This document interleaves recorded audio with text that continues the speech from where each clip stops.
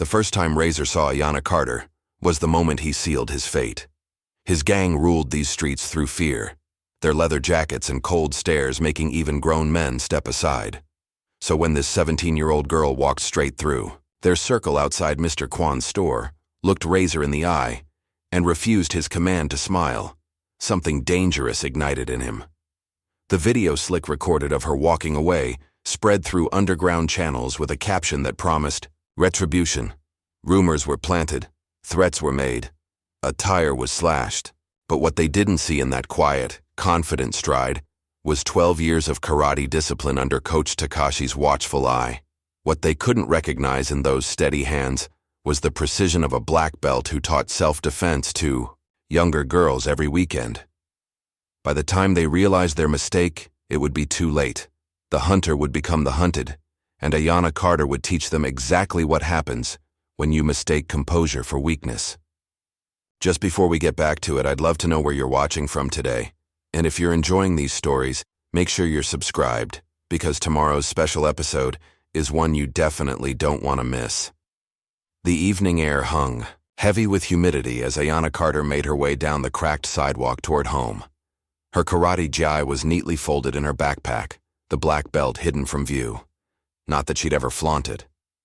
At 17, Ayana had mastered the art of being simultaneously invisible and unmistakable. Tall for her age with close-cropped natural hair that framed intense brown eyes, she moved with the fluid confidence of someone who knew exactly what her body was capable of. "Hey, baby girl," her father called from the kitchen as she entered their modest apartment. James Carter stood at the stove, stirring something that smelled deliciously of garlic and spices. His security guard uniform was hung neatly on the back of a chair, ready for tomorrow's shift. "Hey, Dad," Ayana replied, dropping her backpack on the counter. "Need help?" James shook his head, the corners of his eyes crinkling with warmth. 20 years in the military had left him with impeccable posture and a spine of steel, but retirement had softened his edges.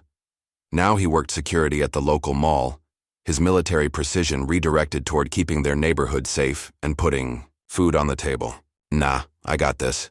How was class?" "Good. Coach Takashi wants me to help with the younger kids more often. Says I have a knack for it." James nodded approvingly. "That man knows talent when he sees it. Those little girls look up to you, you know." Ayana shrugged, but inside she felt a small glow of pride. Every Saturday morning, she taught basic self-defense to a group of girls from the community center. Most were from families like hers, working hard, getting by, but always conscious of the neighborhood's growing problems. "Dad, have you noticed more of those guys hanging around the corner by Mrs. Wilson's place?" she asked, filling a glass with water.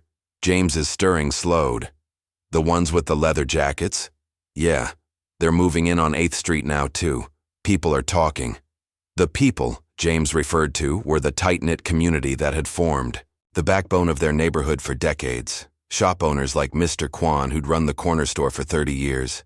Teachers like Ms. Grayson, who'd taught 3 generations of local kids. They were good people, hard-working people, now whispering about the leather-clad newcomers who seemed to materialize on more corners each week. "Just stay clear of them, Ayana," her father said, his voice taking on the firm edge she recognized from childhood. "Those types only bring trouble." "I know, Dad."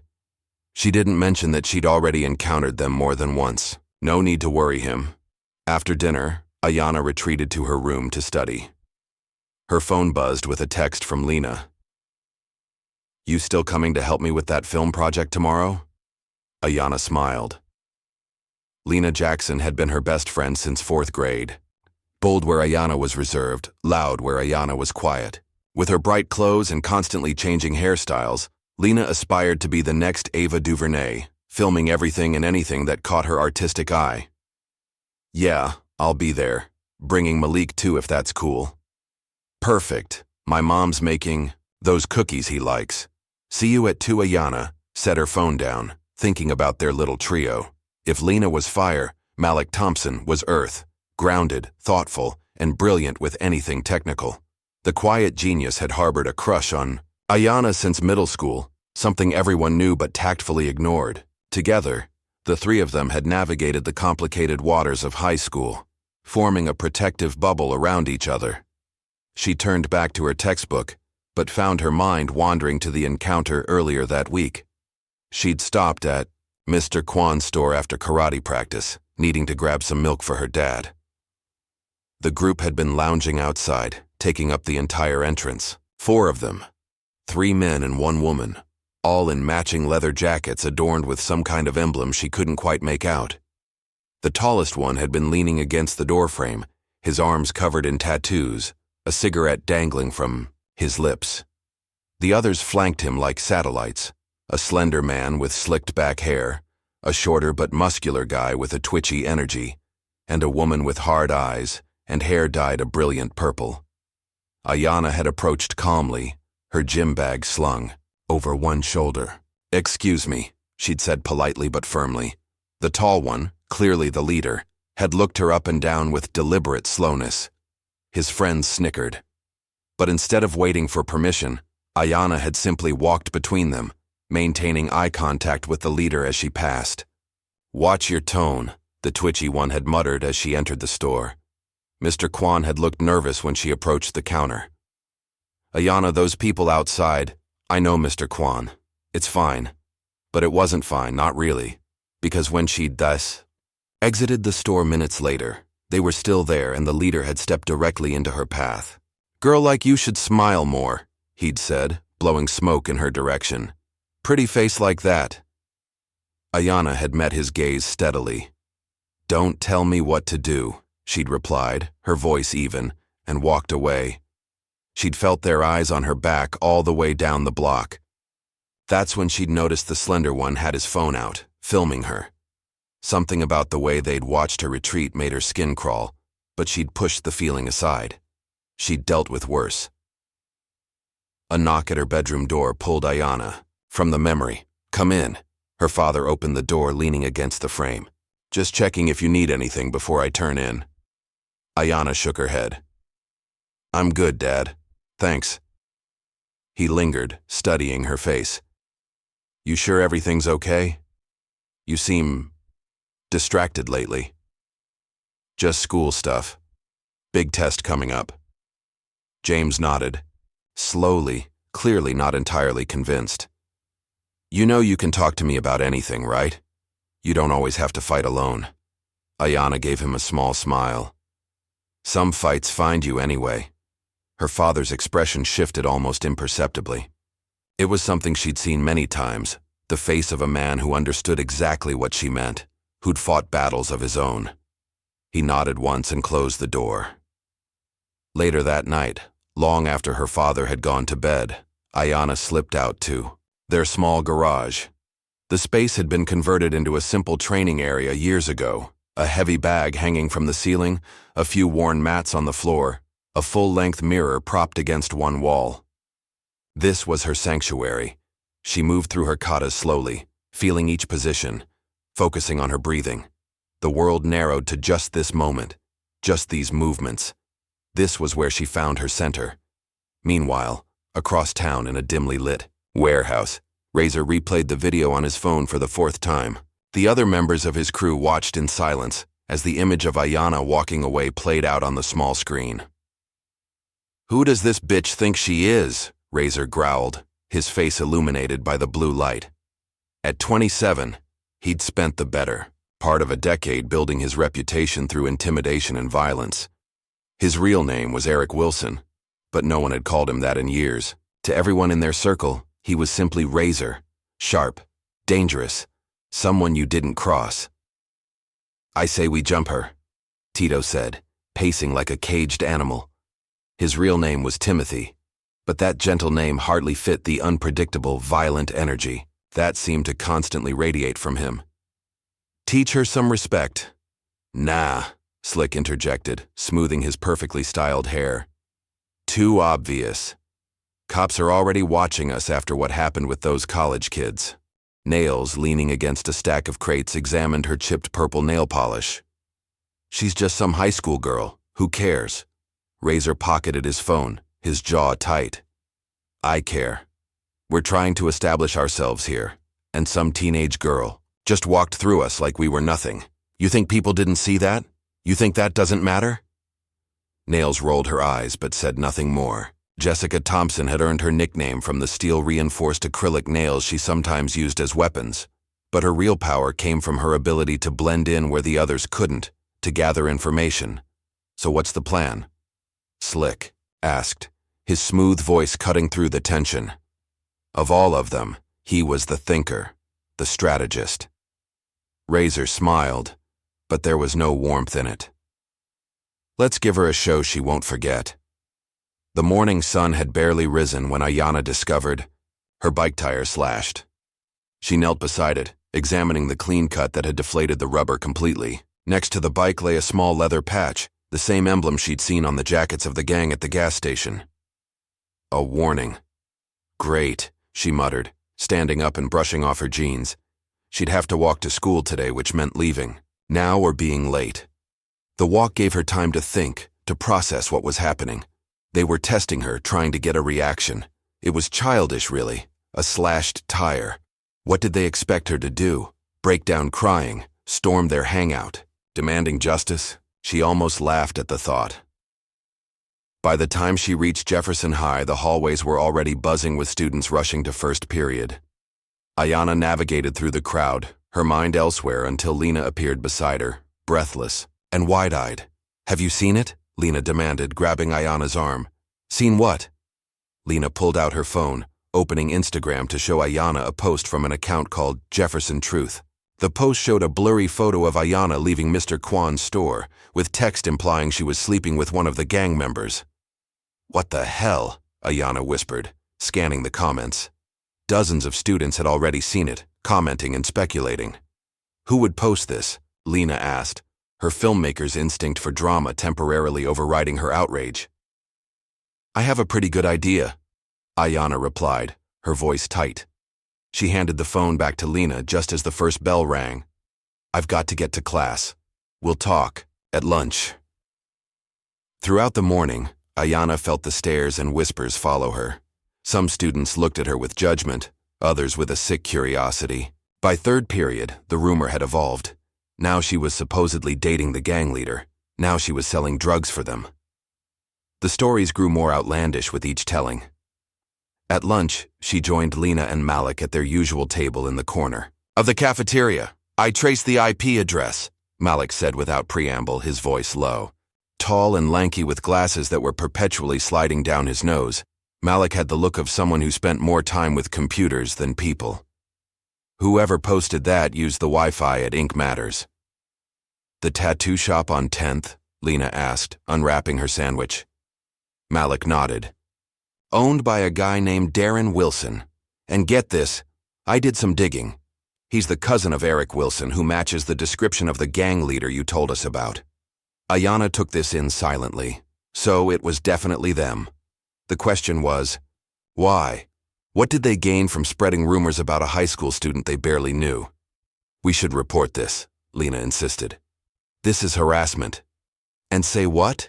Ayana countered. "That some guys I offended by not smiling are now spreading rumors? The school administration can barely handle regular bullying, let alone gang intimidation." "So what's your plan?" Malik asked, his eyes concerned behind his glasses. "Just ignore." "It," Ayana sighed. "For now, yes. They want a reaction. I'm not giving them one." But ignoring the situation proved increasingly difficult. Later that afternoon, when she should have been at the dojo for her regular training session, Ayana found herself sitting alone on a bench in the park, turning her phone over and over in her hands. "Skipping practice is not like you," a voice said, startling her. Coach Takashi stood a few feet away, his compact frame exuding the same calm strength it always did. At 62, the Japanese-American sensei moved with the grace of someone his age, his salt and pepper hair the only indication of his years. "I didn't feel like it today," Ayana replied, making room for him on the bench. Takashi sat beside her, his gaze fixed on the children playing on the swings across from them. "What is bothering you, Ayana?" She hesitated, then explained the situation. The encounter at the store, the slashed tire, the rumors. Takashi listened without interruption, his expression unchanging. They're not worth the energy, she concluded. I'll just wait for them to get bored and move on. Perhaps, Takashi said thoughtfully. Or perhaps they will escalate until they get the reaction they seek. What am I supposed to do? Fight them? There's 4 of them, and they're adults. No. Fighting should always be the last resort. Takashi turned to look at her directly. But do not underestimate the danger of wounded pride. When someone feels humiliated, especially publicly, they may go to extreme lengths to restore what they perceive as balance. The warning lingered in Ayana's mind as she walked home that evening. She took a different route, staying on main streets, keeping alert. Still, she couldn't shake the feeling of being watched. She wasn't wrong. Half a block behind, a woman with purple hair followed casually, stopping when Ayana stopped, window shopping when Ayana glanced back. Nails had been tracking Ayana's movements for days now, her route to school, her favorite lunch spot, the dojo where she trained 3 times a week, the community center where she taught on weekends. The next morning, Ayana found a crumpled note in her locker. Keep that attitude and we'll fix it. This is getting serious, Lena said when Ayana showed her the note. You need to report this. To who? The school? The police? What are they going to do about a vague threat? Then let me help, Lena insisted, her eyes lighting up with that familiar gleam that usually preceded her most ambitious projects. I've been wanting to do a documentary about gang intimidation in the area. This could be the perfect focal point. Absolutely not, Ayana said firmly. The last thing I need is you filming these people and making them even angrier. But Lena was already mentally storyboarding, her hands framing imaginary shots. It wouldn't be about you specifically, more about the community response to increased gang presence. You'd be anonymous. Lena, no, it's too dangerous. Fine, Lena conceded, but Ayana recognized the look on her friend's face. The subject wasn't closed. That afternoon, Ayana took a shortcut through an alley on her way to pick up groceries for dinner. She was halfway through when a figure stepped out from behind a dumpster, blocking her path. It was Tito, the twitchy one from the gas station. He stood with his legs apart, fists clenched at his sides, a sneer distorting his features. Well, look who it is, he said, his voice grating. The girl with the attitude. Ayana stopped, maintaining several feet of distance between them. She said nothing, her face impassive. Tito spat on the ground near her shoes. This ain't over. Not by a long shot. Ayana met his gaze, her eyes calm but intense. She could feel her heart rate increasing, adrenaline beginning to flow, but her training kept her breathing steady. She took a step forward, then another, walking directly toward him. For a moment, uncertainty flickered across Tito's face. Then Ayana was past him, continuing down the alley without looking back. You hear me? This ain't over, he called after her, but she could hear the slight waver in his voice. Later that night in the warehouse, Razor paced back and forth while the others watched. She just walked past you? He demanded, glaring at Tito. Again? Tito shifted uncomfortably. She didn't say nothing, just stared me down and kept walking. It was weird, man, like she wasn't even scared. Because we haven't given her a reason to be scared yet, Razor snapped. These little mind games aren't working. We need something bigger, something public. What are you thinking? Slick asked, his fingers tapping away at his phone. We humiliate her, in front of everyone, make an example of her. Nails looked up from filing her purple acrylics. The school has that talent show coming up next Friday. Lots of kids, parents, too. We could catch her after when everyone's leaving. Razor nodded slowly, a cruel smile spreading across his face. Perfect. Start planning. I want this to hurt. In her garage that night, Ayana trained with a focused intensity that left her drenched in sweat. She moved through combinations of punches, kicks, and blocks, pushing herself harder than usual. The physical exertion helped clear her mind, helped process the anxiety she wouldn't admit to anyone else. From the doorway, James Carter watched silently. He recognized the signs, the tension in her shoulders, the slightly too aggressive strikes. Something was wrong. He'd seen it for days now, but had been giving her space to work through it herself. Finally, as Ayana paused to catch her breath, he stepped into the garage. Without a word, he walked to the small box on the shelf and removed his old army patch, 75th Ranger Regiment. He held it out to her. "You don't need it," he said quietly. "But I think you're about to show them what discipline looks like." Ayana looked at the patch, then at her father. She didn't ask how he knew. She didn't need to. "I can handle it, Dad." "I know you can. That's not what worries me." He placed the patch in her hand, closing her fingers around it. "It's what happens after." Ayana nodded, understanding. Violence, even in self-defense, changed a person. Her father knew that better than most. "I'll be careful," she promised. James smiled sadly. "No, you'll be yourself. And that's what scares them. You're not seriously considering going to this thing, are you?" Malik's voice cracked with concern as he stared at the tattered flyer in Ayana's hand. The three friends huddled at their usual lunch table, heads bent together in quiet conference.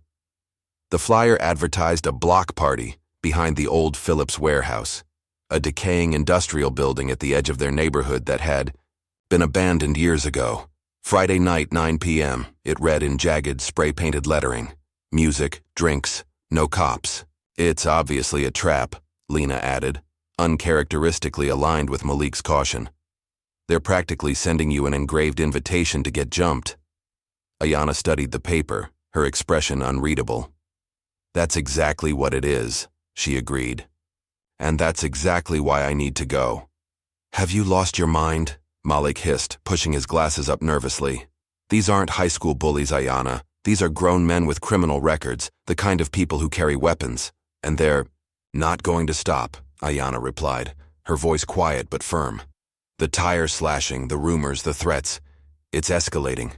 If I don't face this now on my terms, they'll just keep coming. Maybe at school, maybe at the dojo, maybe somewhere my dad could get caught in the crossfire." Lena's filmmaker brain was already spinning despite her concern. "If you're really doing this, you're not going alone. We're coming with you." "Absolutely not." Ayana's tone left no room for argument. "This is between me and them." "At least tell your dad," Malik pleaded. Ayana folded the flyer carefully and tucked it into her backpack. "I'll handle it. Don't worry." But worry they did. Throughout the day, Lena and Malik exchanged glances loaded with concern. During last period, Malik slipped Ayana a small canister. "Pepper spray," he whispered. "Just in case." After school, Ayana headed home, her mind busy with preparation. Her father was working a double shift tonight, which simplified things. No need to lie about where she was going. She'd leave a note saying she was at the dojo with Coach Takashi. Not a complete lie, as she planned to stop there first. In her room, she laid out her clothes carefully. Dark jeans, a fitted black hoodie, and her most flexible sneakers. Underneath, she would wear the lightweight compression gear she used for tournament sparring. Thin but protective, allowing full range of movement without restricting her. At 6, she headed to the dojo. Coach Takashi was finishing up a children's class when she arrived. He acknowledged her with a slight nod as she bowed at the entrance and took a seat on the bench to wait. After the last child had been picked up, Takashi approached her, toweling sweat from his forehead. "You are not dressed for training," he observed. "I need to talk to you about something," Ayana said. For the next 20 minutes, she outlined the situation and her plan. Takashi listened without interruption, his weathered face revealing nothing. "You understand this is what they want," he said finally. "To isolate you. To create a scenario where they control the environment." "Yes. And still you choose to go." "I do." Takashi studied her for a long moment. "There is a fine line between courage and foolishness, Ayana. The warrior who seeks battle unnecessarily may find themselves in a war they cannot win." "I'm not seeking battle," she replied. "It's already found me. I'm just choosing the battleground." Takashi sighed, then turned and walked to the small office at the back of the dojo. He returned with a small black case, which he placed in her hands. Smoke bombs, he explained. Non-toxic, but they create enough confusion to change the dynamic of a confrontation. Use them wisely. Ayana looked up at her mentor, surprised. You're not going to try to stop me? A ghost of a smile crossed Takashi's face. Would it work if I did? By 8:30, Ayana was making her way toward the warehouse, the night air cool against her face. The neighborhood grew progressively more desolate as she walked. Boarded-up storefronts, vacant lots, scattered trash. She kept to the shadows, alert to every sound and movement. 2 blocks from the warehouse, her phone buzzed. A text from Malik. We're in position. NW corner of the building. Be careful. Despite her instructions, her friends had come anyway. Ayana felt a mix of frustration and gratitude as she texted back, Stay hidden. Don't intervene unless absolutely necessary. From a distance, she could already hear the thumping bass of music. Colored lights flashed from behind the warehouse, and the murmur of voices carried on the night air. As she drew closer, she could make out maybe 30 people milling around. Some from her school, others she didn't recognize. A makeshift DJ booth had been set up, surrounded by coolers presumably filled with alcohol. The scene was lit by portable floodlights and the occasional flare of a lighter. Ayana pulled her hood up and moved along the perimeter, assessing. She spotted Tito near the DJ booth, scanning the crowd. Slick was by the entrance, checking people as they arrived. And there, holding court in the center of it all, was Razor, a beer in one hand, the other gesturing as he spoke to an attentive audience of younger guys clearly eager for his approval. No sign of Nails, which made Ayana uneasy. The woman was the wild card in this equation. For nearly 20 minutes, Ayana circled the gathering, staying just out of sight. She watched the patterns of movement, noted the exits, identified potential obstacles. Then, having seen enough, she stepped into the light. The effect was immediate. A ripple of recognition spread through the crowd, conversations faltering, heads turning. Slick, noticing the shift in energy, looked up and spotted her. He nudged Razor, who turned slowly. A smile spread across Razor's face, the kind of smile a predator might give upon cornering its prey. He raised his hand and the DJ cut the music. The sudden silence fell heavy across the yard. Well, Razor announced, his voice carrying in the quiet. Look who decided to join the party. Ayana stood her ground as Razor approached, Tito and Slick falling in behind him. The crowd parted to create a circle around them, eager spectators to the drama unfolding. Thought you could embarrass us? Razor asked, stopping a few feet from her. His breath smelled of beer and cigarettes. Thought you could just walk away? Ayana said nothing, her eyes never leaving his face. Nothing to say now? Razor taunted. No smart comments? No attitude? From the corner of her eye, Ayana saw Tito shifting position, moving to her right. Slick had his phone out, recording, and there was Nails, emerging from the shadows to complete the circle. Let me explain how this is going to work, Razor continued, enjoying his audience. You're going to apologize, on camera, for disrespecting me and my crew. Then you're going to get down on your knees and beg for forgiveness. And if I'm feeling generous, maybe we'll let you walk out of here with just a few bruises instead of broken bones. Murmurs rippled through the watching crowd. Some looked uncomfortable, others excited by the prospect of violence. No one moved. To intervene, and if I don't? Ayana asked, her voice calm and clear in the silence. Razor's smile widened. Then we make an example of you. He nodded to Tito, who lunged forward without warning, swinging a meaty fist directly at Ayana's face. The punch never landed. In one fluid movement, Ayana sidestepped, caught Tito's extended arm, and used his momentum to flip him over her hip. He hit the ground with a heavy thud, the impact knocking the wind from his lungs. A collective gasp rose from the onlookers. For a split second, the scene froze. Tito gasping on the ground, Razor's smile faltering, Ayana balanced and ready. Then chaos erupted. Slick rushed her from behind, attempting to grab her in a bear hug. Ayana dropped her weight, breaking his grip, then spun with a sweeping leg kick that took his feet out from under him. As he fell, she rose, narrowly avoiding a wild swing from Nails, who had produced a set of brass knuckles from her jacket pocket. "Get her!" Razor shouted, his voice cracking with rage. He reached behind his back and pulled out a switchblade, the blade snapping open with a metallic click. Ayana moved like water, fluid, relentless, finding the path of least resistance. Every strike from her attackers met empty air as she dodged and weaved. When she counterattacked, her movements were precise and controlled, using their own force against them. Tito, back on his feet, charged like a bull. Ayana sidestepped at the last moment, adding a push that sent him crashing through a stack of empty barrels. The crash echoed across the yard, punctuated by gasps and scattered applause from the increasingly enthusiastic audience.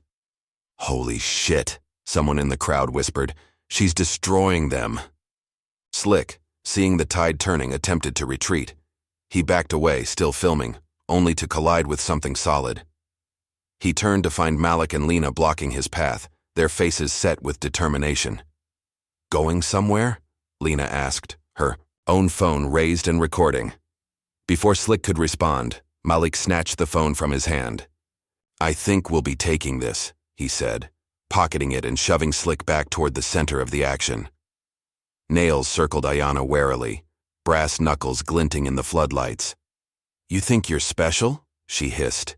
"You're just a stupid kid who doesn't know when to stay down." She feinted left, then struck right, aiming for Ayana's ribs. Ayana blocked with her forearm, wincing at the impact of metal against bone, then countered with a palm strike to Nail's sternum that sent her staggering backward. Throughout it all, Ayana maintained perfect control. She didn't fight to hurt. She fought to neutralize. Each movement was calculated, efficient, just enough, forced to disable without causing serious injury. Razor watched his crew faltering with growing fury.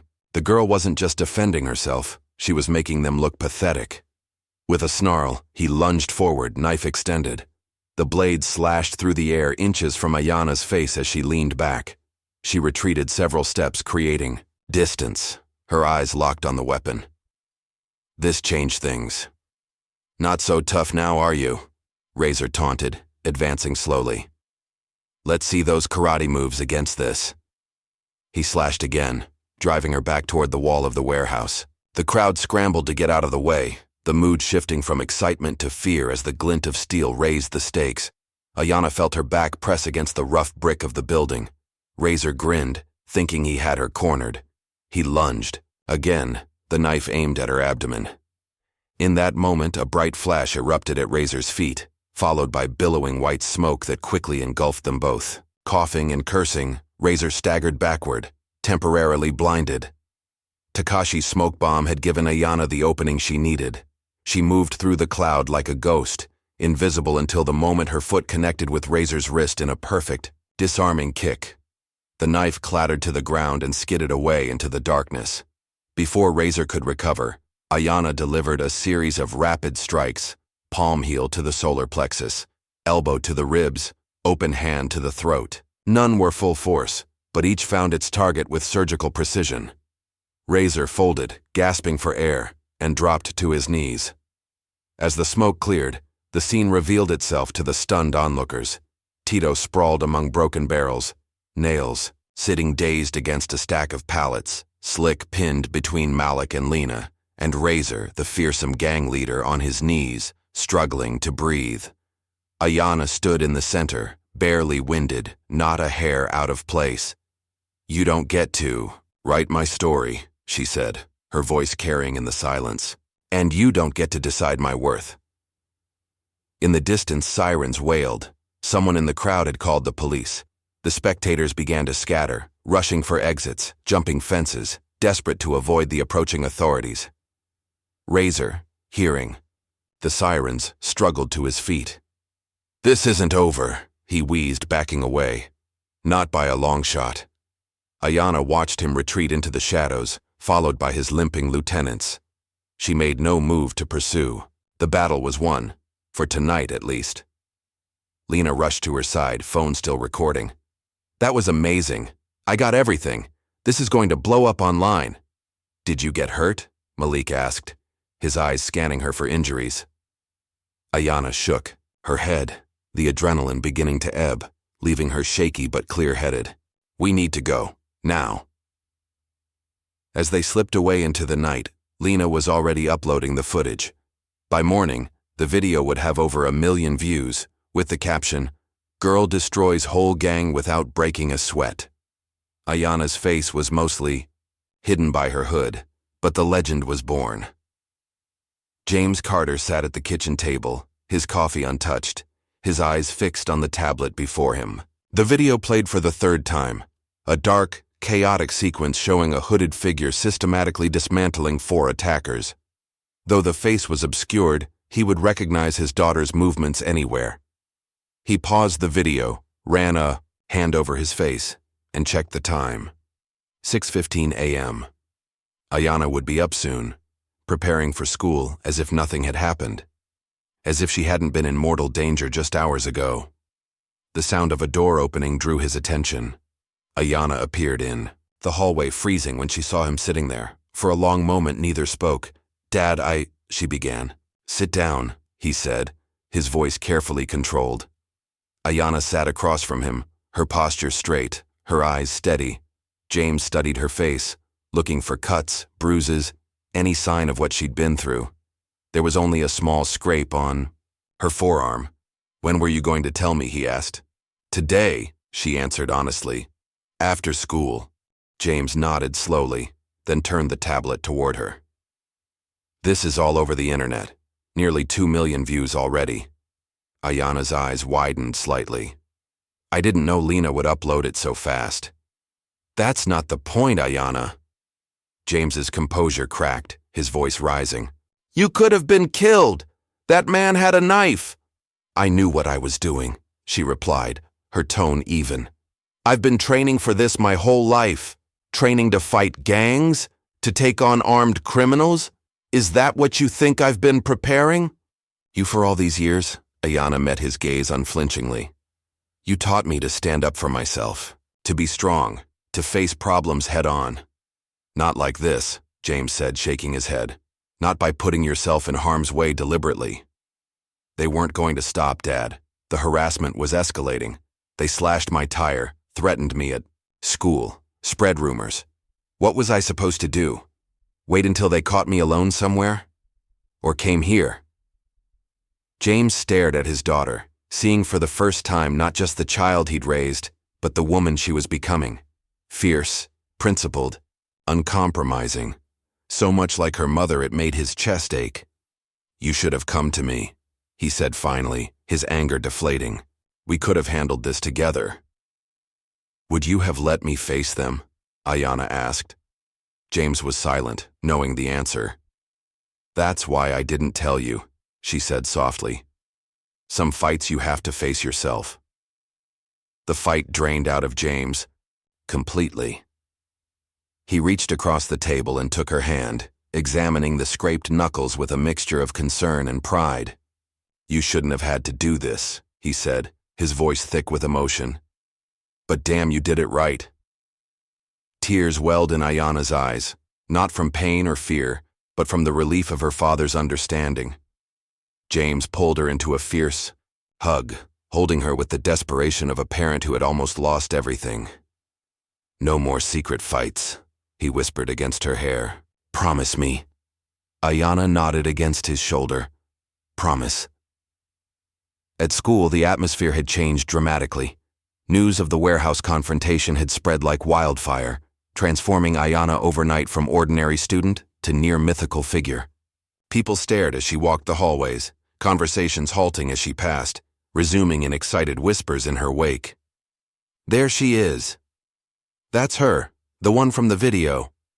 Did you see how she took down that big guy?" Lena was in her element, basking in the reflected glory as the videographer who had captured the now viral moment. Malik remained quieter, concerned about potential repercussions. "The video has over 3 million views now," Lena announced, joining. "Ayana and Malik at lunch, and I got an email from Youth Empowerment Coalition. They want to feature it in their anti-violence campaign." "Great," Ayana replied without enthusiasm. "Just what I need, more attention." "This is serious," Malik warned, lowering his voice. "Those guys are probably furious. They got humiliated in front of everyone. You think they're just going to let that go? They've been identified in the comments, Lena added. Someone recognized Razor as Eric Wilson. Apparently he's got a record: assault, drug dealing, weapons charges. Ayana pushed her food around her plate, appetite gone. Did anyone mention police involvement? A few people said cops showed up, but most of the gang got away, Malik said. You need to be careful, Ayana. Really careful. Before she could respond, her phone buzzed with a message from the school office. Please report to Principal Thornton's office immediately. Principal Thornton was waiting when she arrived, his normally jovial face set in serious lines. Miss Carter, please sit down. Ayana took the offered seat, back straight, hands folded in her lap. I've received some concerning information, Thornton began, adjusting his tie nervously. About an incident involving you and several known gang members. Yes, sir. Would you care to explain what happened? Ayana gave him the abbreviated version, leaving out her deliberate decision to attend the party. Thornton listened with growing alarm. This is extremely serious, he said when she finished. These individuals have violent criminal histories. The police have informed me that there may be a risk of retaliation. I understand. Given the circumstances, we believe it would be in your best interest to switch to our online learning program for the remainder of the semester. You could complete your coursework from home where you'd be safe. Ayana's jaw tightened. No. Thornton blinked, taken aback. Excuse me? I said no. I won't be driven out of school because of their threats. That's exactly what they want. To control me through fear. Miss Carter, this isn't about fear, it's about your safety. My safety is my responsibility, Ayana replied firmly, and I refuse to hide. After school, Ayana was met by a police officer who introduced himself as Detective Morris. He escorted her to a nearby patrol car where his partner waited. We'd like to ask you some questions about what happened last night, Morris explained as they drove to the station. We've been building a case against Eric Wilson's gang for months, and this incident could provide valuable evidence. At the station, Ayana was led to a small interview room. For the next hour, she answered questions, identified photos, and provided details about the harassment leading up to the warehouse confrontation. The detectives were particularly interested in the knife Razor had pulled. Unfortunately, Detective Morris said, reviewing his notes, while the video clearly shows Wilson attacking you with a knife, his face is partially obscured by the smoke. His lawyer could argue it's not definitive identification. So he gets away with it? Ayana asked, frustration evident in her voice. For now, possibly, but this adds to our case file. And we've arrested 2 of his associates on existing warrants. Morris leaned forward, his expression serious. Miss Carter, I need you to understand something. Men like Wilson don't take humiliation well. They can't afford to lose face, especially publicly. You need to be extremely vigilant. Ayana nodded, the weight of the situation settling more firmly on her shoulders.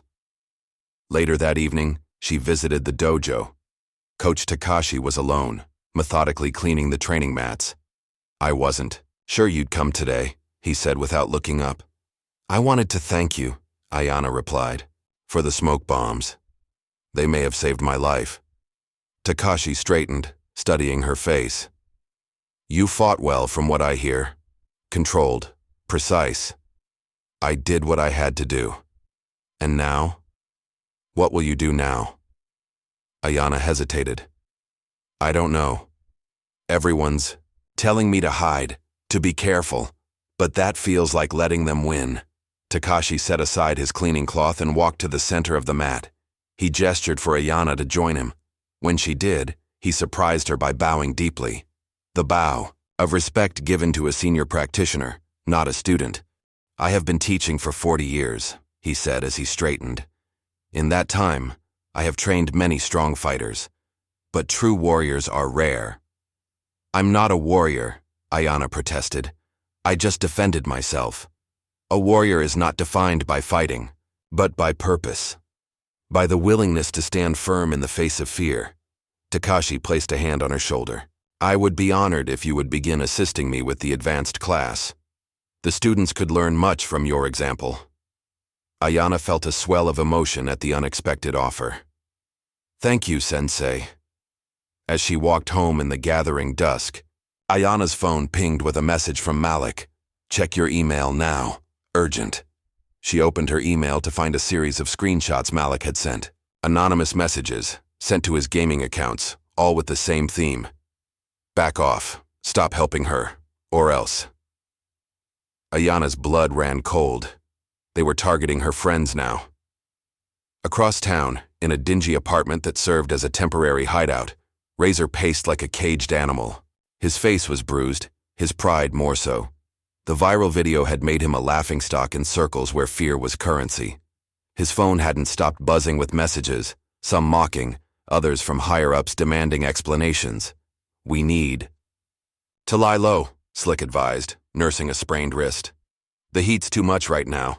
Cops are looking for you specifically. Lie low, Razor spat, hurling a beer bottle against the wall. While that bitch becomes some kind of internet hero, while everyone laughs at us? It's just some stupid video, Nails said from the couch, her own face sporting a magnificent black eye.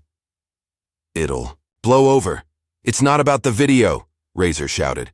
It's about respect, about consequences. No one humiliates me and walks away clean. No one. So what's the plan? Tito asked, his eagerness for violence undimmed despite his injuries. Razor stopped pacing, a cold smile spreading across his face. We hit her where it hurts. Not just her, everyone around her. Her friends, her precious dojo, her daddy. We take everything, piece by piece. That's obsession, not justice, Nails observed, her voice flat. You're going to get us all locked up. Razor turned on her, eyes burning with a dangerous light. You with me or not? Nails held his gaze for a long moment before looking away. Whatever. Just don't expect me to take another beating from Karate Kid. Outside the dojo the next morning, Coach Takashi stood in stunned silence. The front windows had been smashed, glass littering the sidewalk. Inside, the destruction was methodical. Equipment slashed, mirrors shattered, training dummies dismembered. Spray painted across the back wall in blood-red letters, Round 2 is coming. When Ayana arrived minutes later, summoned by Takashi's terse text, she surveyed the damage with a face carved from stone. This was no longer about her pride or safety. This was war, and innocent people were caught in the crossfire. I'm sorry, she said quietly to Takashi. This is my fault. The old sensei shook his head, his eyes on the ruined dojo.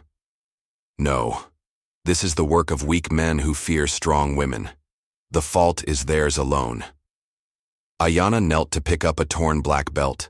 From the floor, one that had belonged to a teenage student who had worked for years to earn it.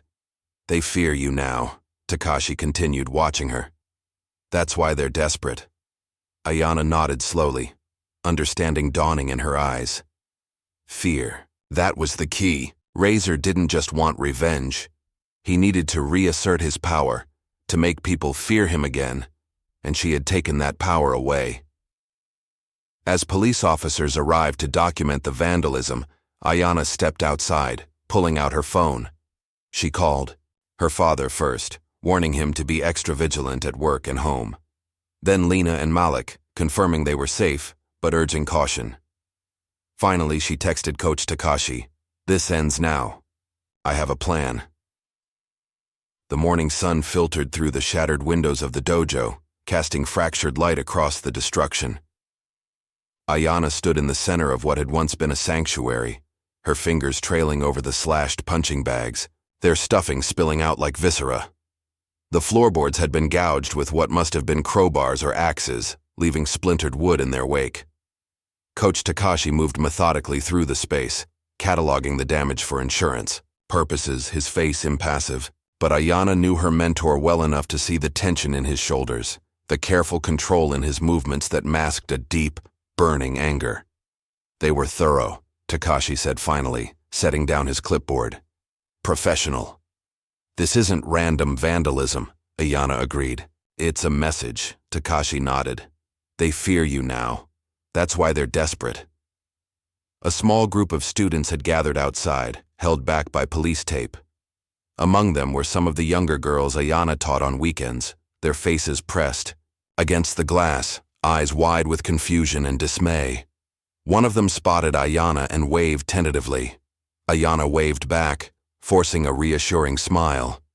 These children trusted her, looked up to her, and now they were witnessing the consequences of violence entering their safe space. "We'll rebuild," Takashi said, following her gaze to the children. "Stronger than before." Ayana's phone buzzed. A text from Malik. "Need to talk. Not over phone. My place ASAP." The urgency in his message set off alarm bells. "I have to go," she told Takashi. "Will you be okay here?" "Go," he nodded. "And Ayana, watch your back." 20 minutes later, she arrived at Malik's house, immediately noticing the shattered windows on the first floor. The garage door had been spray-painted with a single word: snitch. Malik's mother answered the door, her normally warm face tight with worry. "He's upstairs," she said. "The police just left." Ayana found Malik in his bedroom, surrounded by computer equipment. His eyes were bloodshot from lack of sleep, his movements jittery. "What happened?" she demanded. "They came last night," he explained, voice low. "Around 3 a.m., broke the windows, tagged the garage. My dad heard the noise and turned on the floodlights, which scared them off." "Are you hurt?" "No, but—" He swiveled his monitor toward her. On the screen were dozens of messages, all sent to his various online accounts. Each contained some variation of the same threat. "Stop helping her. Back off. We know where you live." "My parents want to send me to my aunt's in Portland until this blows over," Malik continued. "They're scared, Ayana, and honestly, so am I." Ayana felt sick. First the dojo, now Malik's home. Where would they strike next? Lena's, her father's workplace. The community center where she taught self-defense? "You should go," she said quietly. "Get somewhere safe."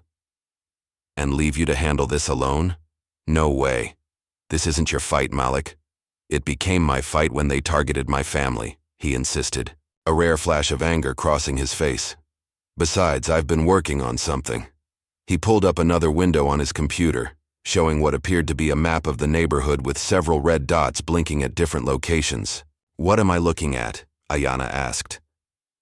"I've been tracking their movements," Malik explained, his confidence returning as he slipped into tech speak. "After the warehouse, I planted a small tracker on Slick's jacket when I took his phone. It's been pinging locations for the past 36 hours.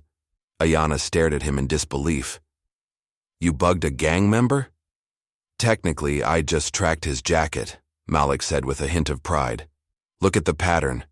They're operating in spirals, testing boundaries, circling closer to specific targets." Ayana studied the map, recognizing the methodology. It wasn't random at all. They were systematically mapping out the lives of everyone connected to her, identifying vulnerabilities. "They're planning something bigger," she murmured. Before Malik could respond, his phone chimed with a text. His face paled as he read it. "What is it?" Ayana asked. "It's from Lena. Someone hacked her accounts and deleted all her footage. The warehouse fight, the documentary interviews, everything. They sent her a video message. 'Delete us. We delete you.'" The walls seemed to close in around Ayana. This was escalating faster than she'd anticipated. Not just petty vandalism, but coordinated digital attacks, property destruction, explicit threats. "I need to think," she said, moving toward the window. Outside, the neighborhood looked deceptively peaceful. Children playing in yards, people walking dogs, ordinary life continuing while her world spiraled into chaos. A motorcycle rumbled down the street, slowing as it passed Malik's house. The rider wore a purple helmet that matched her hair. "Nails," Ayana whispered, ducking instinctively. But instead of continuing past, the motorcycle pulled into the driveway. Nails cut the engine, removed her helmet, and looked directly at the window where Ayana stood. "Stay here," Ayana told Malik, heading for the stairs. "Are you crazy? She's one of them, which is exactly why I need to talk to her." Outside, Nails leaned against her bike, arms crossed defensively. Up close, the bruising from their fight was vivid against her pale skin, a swollen cheekbone, split lip, darkened eye socket. "Nice work," she said, gesturing to her face. "You've got good hands." "What do you want?" Ayana asked, maintaining a safe distance. "To warn you," Nails said, glancing around nervously. "Razor's lost it. This isn't about gang stuff anymore. It's personal. He's obsessed. Why should I believe you?" "Because I'm not interested in going to prison for his revenge fantasy," Nails replied flatly. "He's planning something twisted. You humiliated him in front of everyone. Now he wants to humiliate you for real." "What does that mean?" Nails hesitated, then lowered her voice. "There's a community event next weekend, right? The talent show at the rec center?" Ayana nodded, her stomach clenching. "He's planning to grab you there, live stream it, turn your legend into a warning." Nails pulled a cigarette from her pocket and lit it with shaking hands. "I'm done with this shit. I signed up for a crew, not a cult. Razor's going to get us all locked up or killed." "Why are you telling me this?" Nails took a long drag, blew the smoke sideways away from Ayana. "Maybe I don't like seeing girls get hurt. Maybe I'm covering my ass. Does it matter?" Before Ayana could press further, Nails was back on her motorcycle, engine roaring to life. "Watch yourself," she called over the noise. "And we never had this conversation." As the motorcycle disappeared around the corner, Malik emerged from the house, his expression incredulous. "Did she just help you?" "I think so," Ayana replied, already pulling out her phone. "I need to call my dad." James Carter took the news of Razor's plan with military calm, asking precise questions about timing, locations, potential escape routes. Only the tightening of his jaw betrayed his true feelings.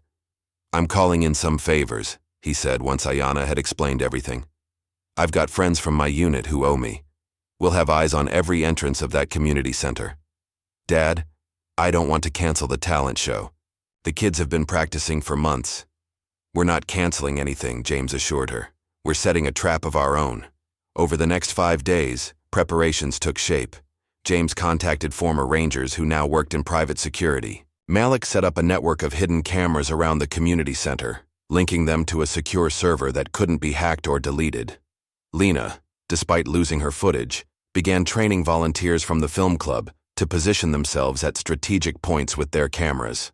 Coach Takashi contributed as well, teaching Ayana and her friends specific techniques for urban combat, how to fight in confined spaces, how to use environmental features to their advantage, how to escape zip ties and duct tape. On the evening, before the event, Ayana walked alone into the empty community center. The space had been transformed for tomorrow's show, a stage with proper lighting, rows of folding chairs, a sound system borrowed from the high school. Soon, it would be filled with families, performers, community members, and somewhere among them, Razor and his crew, waiting to strike. Ayana moved to the center of the room and closed her eyes. Her breathing slowed as she began a series of kata, the formalized movements that were the backbone of her training. Each position flowed into the next with precision and control, a moving meditation that cleared her mind and focused her energy. From the back of the room, James Carter watched his daughter with a mixture of pride and concern. He held an old tactical flashlight in his hands, methodically checking its function, a habit from his military days. "They picked the wrong girl," he said softly, but his words carried in the empty space. Ayana completed her kata and turned to her father, a newfound resolve in her eyes. "Yes," she agreed. They did. The community center buzzed with excitement as the annual talent show got underway. The parking lot was full, the auditorium packed with parents, siblings, friends, and neighbors. On stage, a group of elementary school children performed a surprisingly coordinated dance routine to a popular song, drawing enthusiastic applause. Ayana sat with her father in the middle row, her posture relaxed, but her senses hyper-alert. James wore civilian clothes, but the earpiece partially hidden by his collar betrayed his readiness. Throughout the audience, other former military men were similarly positioned. Ordinary-looking individuals with extraordinary training, their eyes constantly scanning. Backstage, Lena coordinated her film club volunteers, each equipped with a camera and assigned a specific zone to monitor. Malik had set up in a small office off the main corridor, surrounded by laptops, showing feeds from various security cameras he'd installed. As the third act began, A teenage boy performing an impressive card trick routine. Ayana's phone vibrated in her pocket. A text from an unknown number. 3 mini-near razors coming in from the south alley. Nails had come through with her promised warning. Ayana caught her father's eye and gave a subtle nod. He touched his earpiece, murmuring instructions to his team. With practiced casualness, Ayana stood and made her way toward the exit, as if heading to the restroom. Once in the hallway, she moved swiftly toward the south entrance, texting Malik as she went. "They're here, South Alley. Start recording." On it came the immediate reply. "Drone is airborne. I see 3 figures approaching, Razor, Tito, and someone I don't recognize. They're dressed in dark clothes. Razor's carrying something, looks like a duffel bag." Ayana slipped through a side door into the warm evening air. The South Alley ran behind the community center, connecting to the main parking lot. It was dimly lit and lined with dumpsters, perfect for an ambush. Instead of hiding, Ayana deliberately made herself visible, then ducked around the corner. She dropped her hair tie on the ground, scuffed a clear footprint in a patch of dirt, and placed her phone on a window ledge, screen illuminated with a half-written text. "I'm at the south entrance. Where are why?" The bait was set. From her new position, behind an air conditioning unit, Ayana watched as 3 figures appeared at the mouth of the alley. Razor led the way, moving with predatory confidence, a duffel bag slung over his shoulder. Tito followed, nervously fingering something in his pocket. The third man was unfamiliar, taller than the others, with a spiderweb tattoo visible on his neck, even in the dim light. Razor spotted the phone first, a smile spreading across his face as he picked it up. "She wants a stage," he said to the others, his voice carrying in the quiet alley. Exactly as Ayana had predicted. His ego wouldn't allow him to question such convenient evidence. He was too eager for his moment of triumph. Razor gestured for the others to spread out and search the alley while he continued toward the parking lot. Ayana waited until he was well separated from his backup before stepping into view, positioning herself between Razor and the lot. "Looking for me?" she asked calmly. Razor froze, then recovered with a sneer. Well, well, saving us the trouble of dragging you out?" "Let's finish this," Ayana replied. "Just you and me. No weapons, no backup." A laugh escaped Razor's throat, harsh and disbelieving. "You think this is some kind of fair fight? Some tournament with rules?" He dropped the duffel bag and unzipped it, revealing what looked like rope, duct tape, and a small camera setup. "This isn't about fighting. This is about making an example." Before he could reach into the bag, a spotlight suddenly illuminated the alley, blinding in its intensity. Lena's voice crackled through a megaphone. "You're live, asshole!" Razor squinted against the light, momentarily disoriented. From various positions around the alley, camera lenses glinted, Lena's film crew, capturing everything, rage contorted. Razor's features as he realized the trap. With a roar, he lunged at Ayana, abandoning whatever plan he'd had in favor of raw violence. Ayana sidestepped his initial rush, using his momentum to send him stumbling past her. He recovered quickly, turning to face her with fists raised. "You think you're special?" he snarled. "You're nothing. A nobody who got lucky once." "No," Ayana corrected, settling into a fighting stance. "I'm someone who trained for 12 years, while you were building your reputation on intimidating people weaker than you." The first exchange was swift, Razor throwing heavy punches that Ayana blocked or evaded with practiced efficiency. He fought with the unstructured brutality of someone used to overwhelming opponents with strength and aggression. Ayana fought with discipline and technique, each movement deliberate and controlled. Meanwhile, Tito had spotted the cameras and rushed toward one of Lena's volunteers. Before he could reach the terrified student, Malik's voice rang out from behind. "A dumpster. I wouldn't do that if I were you." Tito turned to find Malik pointing not a weapon but a phone at him. "We're streaming this to the police in real time. They're already on their way." Back in the center of the alley, the fight intensified. Razor, realizing he was being outmaneuvered, pulled a chain from his pocket and swung it in a vicious arc toward Ayana's head.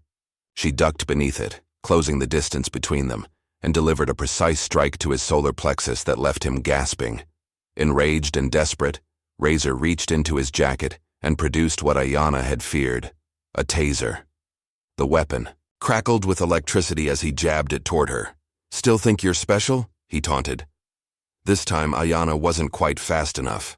The taser caught her arm, sending a jolt of electricity through her body.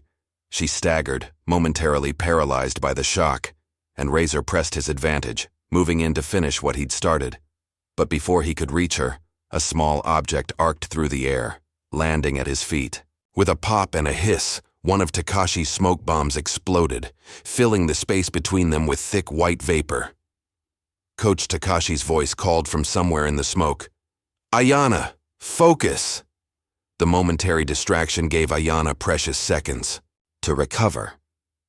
Though her arm still tingled painfully, she centered herself, remembering her training. In the disorienting smoke, she had the advantage. Years of practicing kata with her eyes closed had honed her spatial awareness to near perfection. Razor coughed and cursed, swinging blindly with the taser. "Where are you?" he shouted. "Fight! Me like a man! I'm fighting you like a warrior!" Ayana's voice replied from the smoke, impossible to pinpoint. "There's a difference." She struck from his blind spot, a precise kick to his wrist that sent the taser flying from his grip. Before he could react, she followed with a combination of strikes that drove him backward, out of the smoke cloud, and into the illuminated portion of the alley. By now, a crowd had gathered, audience members from the talent show, drawn by the commotion. Among them were parents, teachers, neighborhood residents, all witnesses to Razor's humiliation. Desperate and cornered, Razor reached into his boot and pulled out a small knife. "Enough games," he growled, slashing wildly. Ayana maintained, her distance evaluating options. The knife changed things. One wrong move could be fatal. From the edge of the crowd, James Carter moved forward, ready to intervene. But Ayana caught his eye and gave a subtle shake of her head. This was her fight to finish. Razor lunged, knife extended.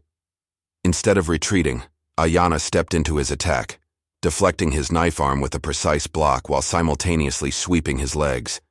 As he fell, she captured his wrist in a joint lock that forced his fingers open. The knife clattered to the pavement. In one fluid motion, Ayana transitioned from the wrist lock to a throw that flipped Razor onto his back with bone-jarring force. Before he could recover, she pinned him, one knee on his chest, the other immobilizing.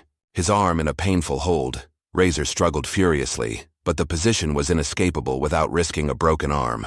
Slowly, the fight drained out of him as he realized the depth of his defeat. Ayana leaned close, her voice low but intense. "You don't get to write my ending. You don't get to decide who I am or what I'm worth. This ends now." In the distance, sirens wailed, the police finally arriving. The crowd parted to let the patrol cars through, their flashing lights painting the scene in alternating red and blue. Officers rushed forward, handcuffs at the ready. As they secured Razor, one of them nodded respectfully to Ayana. "You okay, miss?" She stepped back, suddenly aware of the throbbing in her arm where the taser had struck, the adrenaline beginning to ebb from her system. "I'm fine," she managed. James was at her side instantly, his arm around her shoulders. "It's over," he said softly. "You did it." Lena pushed through the crowd, camera still rolling, her face alight with excitement. "Did you see that? Please tell me we got all of that. This is going to be epic." Malik joined them, grinning despite his obvious exhaustion. "Every second from multiple angles. Even got drone footage of him pulling the knife." As the police led Razor toward a patrol car, he twisted in their grip to glare at Ayana one last time. "This isn't over," he shouted. "You hear me? This isn't over." Ayana watched him being loaded into the car, her expression calm. "Yes," she said quietly. "It is." The crowd that had gathered began to disperse, many stopping to pat Ayana's shoulder or offer words of support. Parents hugged their children closer, relieved that the danger had passed. Inside, the talent show continued, the youngest performers blissfully unaware of the drama that had unfolded outside. Coach Takashi approached, seemingly materializing from the dissipating smoke. He bowed formally to Ayana, who returned the gesture. Despite her exhaustion, "You fought with honor," he said simply, "with control and purpose. I had good teachers, she replied, including her father in her glance. As the sirens faded into the distance, Ayana stood between her father and her mentor, surrounded by friends, in a community that had witnessed her strength. The battle was won, but she knew the war for her neighborhood's safety was just beginning, and she was ready. 3 weeks after the confrontation at the community center, Ayana sat in an uncomfortable plastic chair outside an interview room at the police station. Through the window in the door, she could see Detective Morris speaking with the district attorney, their expressions serious as they reviewed documents spread across the table. It was her third visit to the station since Razor's arrest. Each time, more questions, more statements, more forms to sign. The legal machinery moved slowly, grinding away at the truth until it became something that could fit into the rigid framework of law. The door opened, and Detective Morris gestured her inside. "Thanks for coming in again, Ayana. We've got some updates we wanted to share with you." The district attorney, a sharp-featured woman named Carson, offered a tight smile as Ayana took a seat. "We've filed formal charges against Eric Wilson," she began without preamble. "Assault with a deadly weapon, conspiracy, attempted kidnapping, cyberstalking, and several parole violations from previous convictions." "What about the others?" Ayana asked. "Tito, Slick, Timothy Davis, and Marcus Allen," Morris clarified, using their real names. "They're cooperating with the investigation. Apparently, the prospect of extended prison time has loosened their tongues. Considerably. They're turning on Razor?" Ayana couldn't hide her surprise. "Fear is a powerful motivator," Carson said dryly. "And your friend's video evidence left them with few options. They're providing information on several other illegal operations Wilson was involved in: drug trafficking, protection rackets, even a car theft ring." Morris slid a folder across the table. "We've also identified the third man from the alley, the one with the spiderweb tattoo. Nathan Reynolds, 3-time felon with connections to a more established gang in the city. Wilson was apparently trying to forge an alliance." Ayana absorbed this information silently. It was strange to hear these street names: Razor, Tito, Slick, translated into ordinary legal identities. In her mind, they remained the leather-clad figures who had brought chaos into her life, not these mundane names on police reports. "What about Nails?" she asked. "Jessica Thompson." Morris and Carson exchanged glances. "Ms. Thompson has been offered a plea deal," Carson explained. "Community service instead of jail time in exchange for her testimony. Her involvement was less direct, and her warning to you demonstrates a willingness to separate herself from Wilson's more extreme actions. She's also agreed to participate in a youth outreach program," Morris added, "specifically targeting young women at risk of gang involvement." The irony wasn't lost on Ayana.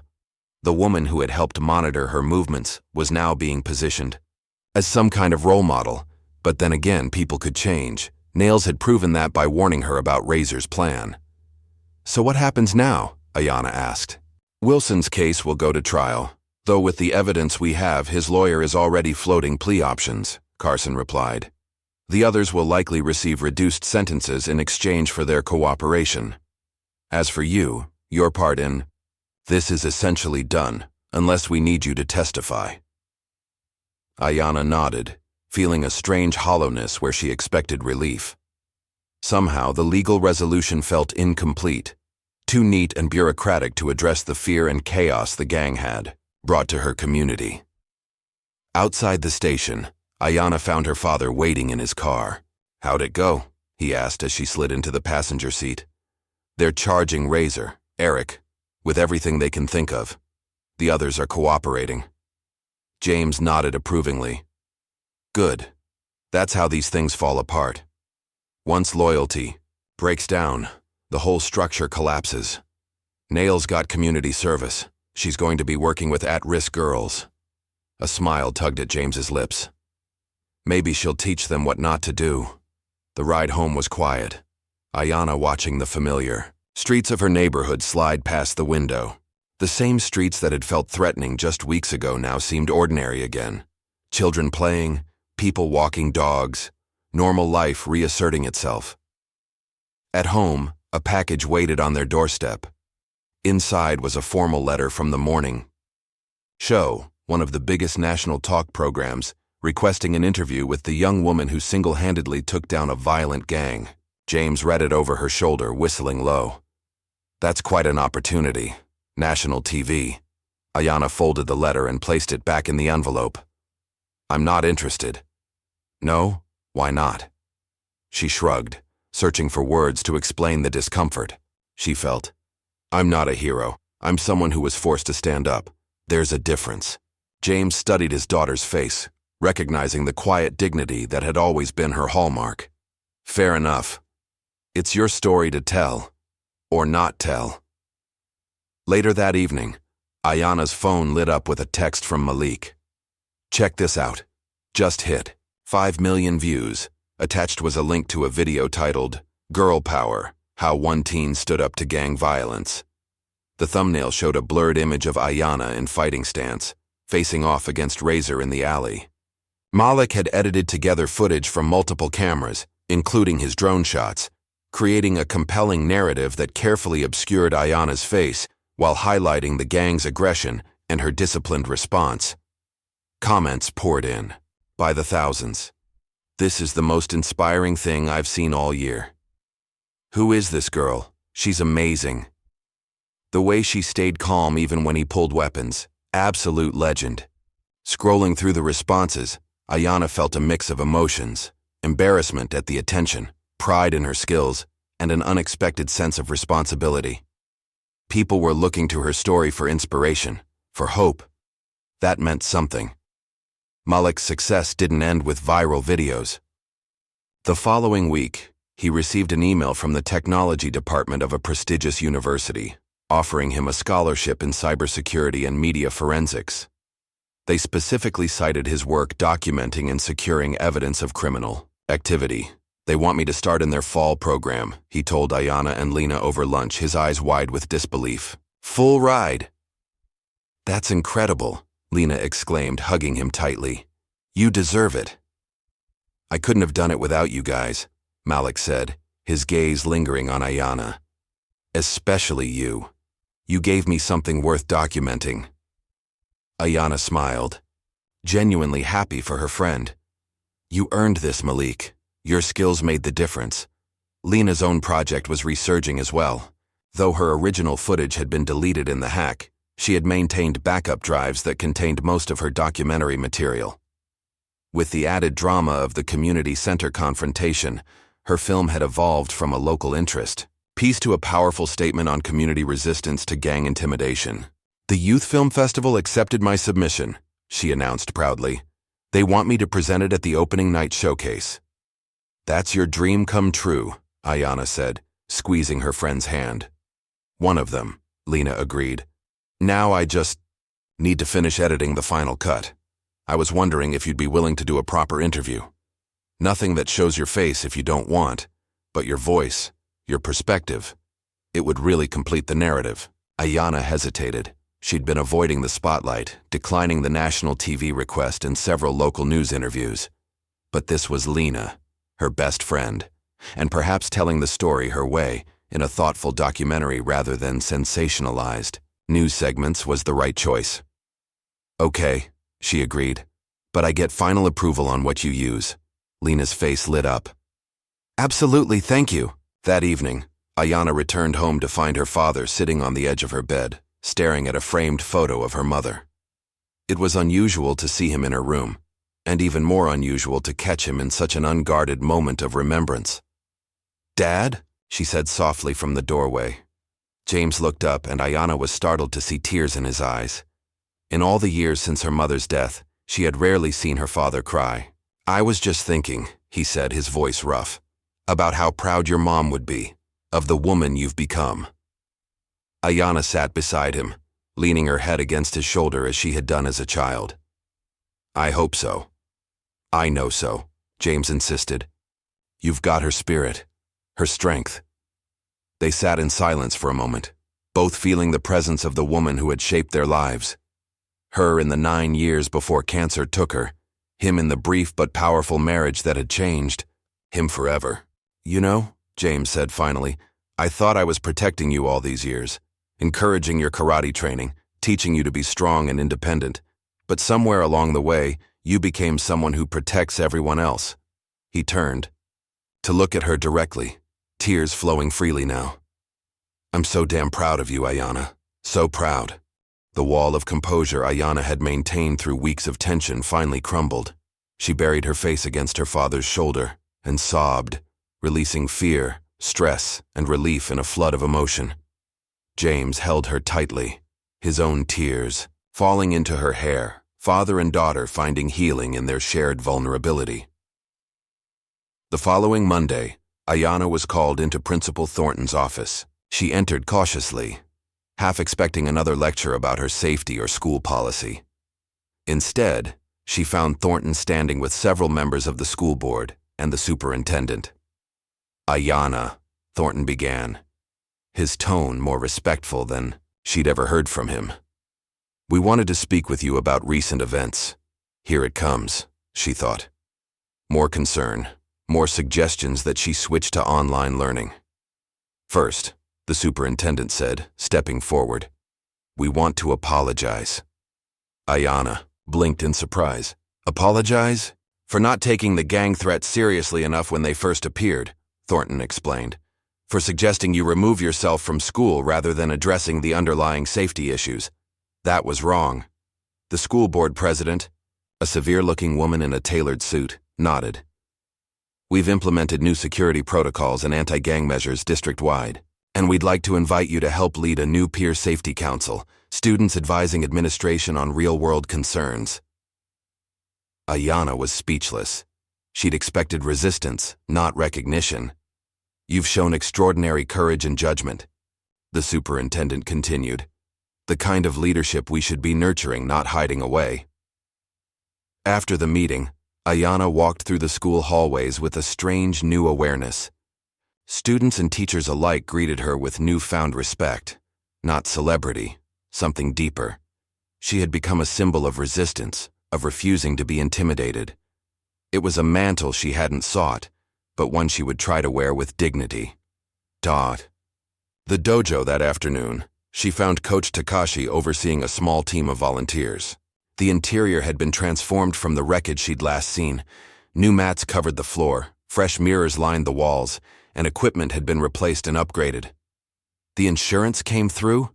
she asked, surveying the improvements. "That, and community donations," Takashi replied. "Once word spread about what happened, people wanted to help. We received more than double what we needed for repairs." He led her to the back wall, where a colorful mural was taking shape under the brushes of several art students. The design showed a female figure in mid-kick, surrounded by symbols of strength and resilience. Beneath it, in bold lettering, "You are enough." "We wanted something to inspire the students," Takashi explained, "especially the young girls." Ayana traced the outline of the figure with her eyes, recognizing her own silhouette though the face remained abstract. "It's beautiful." "The extra donations will fund scholarships," Takashi continued, "for children who couldn't otherwise afford training. The first recipients start next week." That evening, Ayana found herself drawn to the alley where she had first confronted Tito, the beginning of the escalation that had changed everything. The narrow passage was quiet now, unremarkable, just a shortcut between streets. She walked its length slowly, memories washing over her. The fear she'd felt, but hadn't shown. The calculations she'd made in those tense moments. The decision to stand her ground rather than retreat. In the middle of the alley, Ayana stopped. She closed her eyes and took a deep breath, centering herself as she had been taught. Then, in the silence, she bowed deeply, a gesture of respect, not to an opponent, but to herself, to the journey, to the growth that comes from facing fear. When she straightened, her steps were lighter, her shoulders straighter. She walked out of the alley and into the evening light, calm confidence in every movement. Spring gave way to summer, bringing with it the end of the school year and new beginnings. For Ayana, the most unexpected arrival was a letter bearing the emblem of the International Martial Arts University in Tokyo, one of the most prestigious training centers in the world. They're offering you a full scholarship? James asked, reading the letter with widening eyes. Room, board, tuition, everything? Ayana nodded, still processing the news herself. Coach Takashi submitted an application on my behalf. He included videos from tournaments plus, she hesitated, footage from the confrontations with Razor's gang. That's incredible, baby girl. James beamed with pride, but Ayana caught the flicker of something else in his expression, the natural sadness of a father facing his daughter's potential departure. I don't know if I want to go, she admitted. It's so far, and I've got responsibilities. Here, the dojo, the community center classes, the safety council at school. James set the letter down and took her hands in his. Ayana, listen to me. You can lead from anywhere. The foundation you've built here won't crumble if you take this opportunity. You wouldn't mind? If I went? James laughed softly. Mind? I'd miss you every day. But this is the kind of chance that changes lives. You deserve it. The question lingered in Ayana's mind over the next few weeks as she continued her regular routine, training, teaching, studying. The deadline for accepting the scholarship wasn't until August, giving her time to consider. One Saturday morning, as she was setting up for her weekly self-defense class at the community center, a woman approached with a young girl trailing behind her. Are you Ayana Carter? The woman asked. Ayana nodded, offering a friendly smile to the girl who seemed to be about 13, with wide eyes and nervous energy. I'm Lisa Williams, and this is my daughter Zoe. She wanted to join your class, if that's possible. Ayana knelt to eye level with Zoe. Have you ever done any self-defense training before? Zoe shook her head, eyes downcast. No, but I need to learn.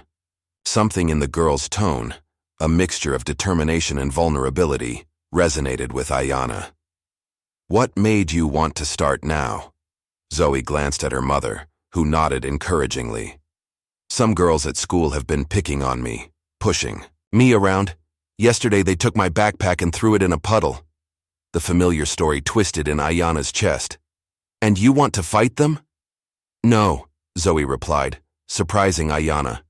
I want to be strong enough that I don't have to. Like you. Ayana's eyes widened. Like me? Lisa explained. Zoe saw that video. The one of you standing up to those gang members. She's watched it about 100 times. You're kind of her hero. Warmth spread through Ayana's chest as she looked at the young girl with new understanding. She saw herself at that age, uncertain, searching for strength, needing guidance. Well, Zoe, she said, we start in 5 minutes. Let's find you a spot on the mat. The class went well, with Zoe showing natural aptitude despite her nervousness.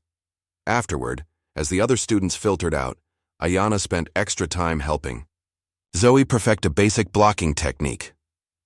Will this really work? Zoe asked, repeating the movement. If someone bigger tries to hurt me? The technique helps, Ayana explained, but the real power comes from in here. She tapped Zoe's chest, over her heart. From knowing your own worth and refusing to let anyone take that from you.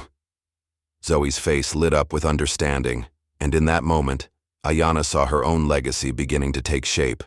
Not in trophies or scholarships, but in the spark of confidence ignited in a young girl's eyes. 2 weeks later, Lena's documentary premiered at the Youth Film Festival. Titled, The Girl They Couldn't Break, it told the story of Ayana's stand against gang intimidation, set against the broader context of community resistance and empowerment.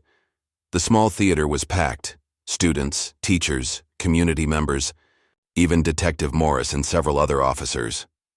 Ayana sat between her father and Coach Takashi, watching her experience unfold through Lena's artistic lens. The film was powerful, juxtaposing interviews with residents about fear and helplessness with the inspiring footage of Ayana's disciplined response to violence. Throughout, Ayana's voice narrated key moments, though her face remained largely obscured, maintaining her privacy while sharing her perspective. When the credits rolled, the audience erupted in applause. Many wiped away tears. Lena was called to the stage, where she accepted the festival's Impact Award with gracious excitement. "This isn't just my film," she insisted, gesturing toward Ayana in the audience.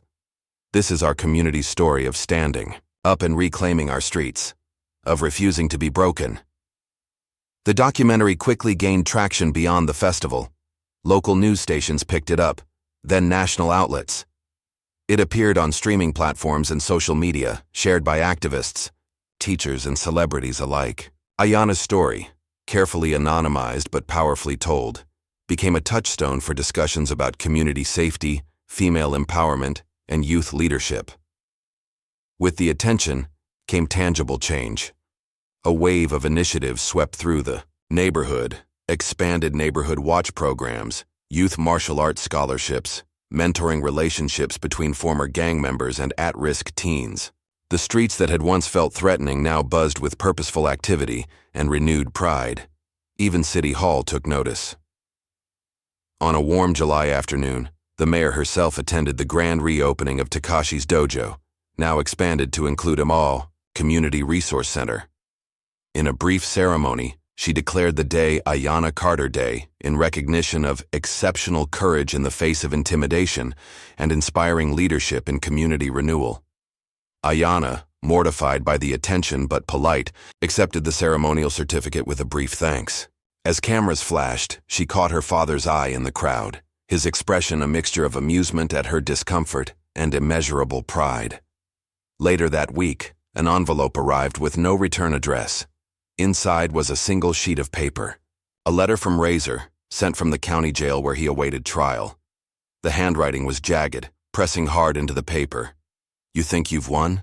You think this is over? You took everything from me, my crew, my reputation, my freedom. One day I'll get out, and then we'll see who's smiling. You better watch your back for the rest of your life." The letter ended with a crude drawing of a knife. Ayana read it once, her face impassive. Then, without comment, she carried it to the kitchen, struck a match, and watched the paper curl and blacken in the sink until nothing remained but ash. She didn't respond. She didn't need to.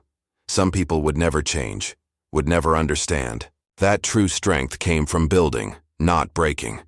From protecting, not threatening. From standing firm in your truth, not imposing your will on others. James found her there, staring at the ashes. Without asking questions, he put an arm around her shoulders. "You good?" Ayana nodded. "I'm good." The summer passed in a blur of activity. Malik prepared for his university program, packing up his room and transferring his surveillance system to the community center for ongoing security. Lena received a grant to expand her documentary into a feature-length film exploring youth empowerment across the city. Both continued to check in with Ayana regularly about her Tokyo decision. "You have to go," Lena insisted during one of their late-night calls. "This is your dream." "We've all earned this," Ayana replied. "These opportunities, this growth." By August, she had made her decision. The Tokyo scholarship was deferred for 1 year, giving her time to establish her programs more firmly, to ensure the momentum of change continued, to prepare her father for her eventual departure. On the first day of the new school year, Ayana stood before a packed dojo. Students of all ages filled the mats, many new faces among the familiar ones. At the front stood Zoe, now a regular student showing remarkable progress. Near the back, to Ayana's surprise, was Nails, Jessica, fulfilling her community service, hours by assisting with the beginner classes. Ayana surveyed the room, feeling the weight of their expectations, their trust. This was her legacy, not the videos or news stories or mayoral proclamations, but these faces looking to her for guidance. She bowed deeply to them all, then straightened with quiet authority. "Before we begin," she said, her voice clear and confident, "I want you to remember something. Martial arts isn't about fighting. It's about finding the strength within yourself that no one can take away. It's about standing firm in who you are, even when the world tries to break you." She caught Zoe's eye and smiled. "You are enough, exactly as you are. Today we'll practice the forms that help us remember that truth." With that, Ayana began leading the warm-up, moving with the fluid grace that came from years of disciplined training. The students followed, mirroring her movements, beginning their own journeys toward inner strength. Outside, the mural of Ayana in mid-kick gleamed in the morning sun, a silent testament to courage. Above it, newly painted words captured the essence of her story. Strength isn't about how hard you hit, it's about how much you refuse to be broken. Have you ever wondered what untapped strength lies within you, waiting for the moment when fear meets courage?